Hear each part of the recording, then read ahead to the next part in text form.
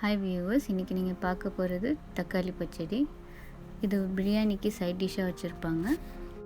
அதுக்கு தேவையான பொருட்கள்: 1 இன்ச் பட்டை, 2 கிராம்பு, கொஞ்சம் ரேசின், முந்திரி பருப்பு, 3 மீடியம் சைஸ் தக்காளி, ஒரு பண்டான் இலை.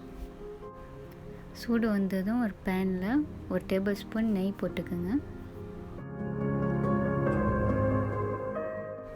பட்டை, கிராம்பு, முந்திரி பருப்பு, திராட்சை பழம் எல்லாம் போட்டு கொஞ்ச நேரம் வதக்குங்க. நல்லா மணம் வரட்டும்.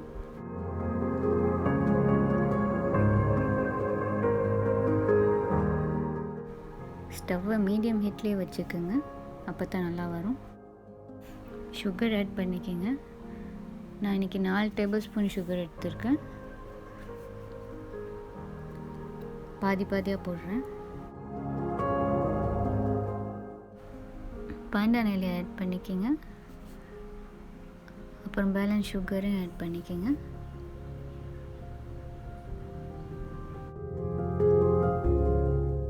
சுகர் நல்லா தண்ணி விடுற வரைக்கும் மிதமான சூட்டில் இதே மாதிரி கிண்டிக்கிட்டு இருங்க.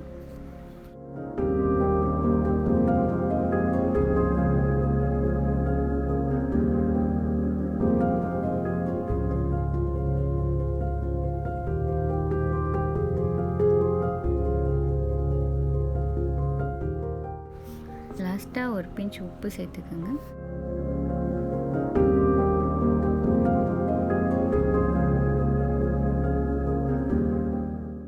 கட் பண்ணி வச்ச தக்காளி சேர்த்துக்கோங்க.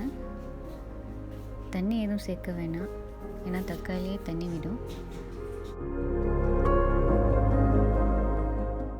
தக்காளி நல்லா சாஃப்டாக வர வரைக்கும் அப்பப்போ இந்த மாதிரி தக்காளியை கிண்டிக்கிங்க. இந்த டிஷ் பிரியாணிக்கு இல்லை நெய் சோறுக்கு சைட் டிஷ்ஷாக வச்சுருப்பாங்க.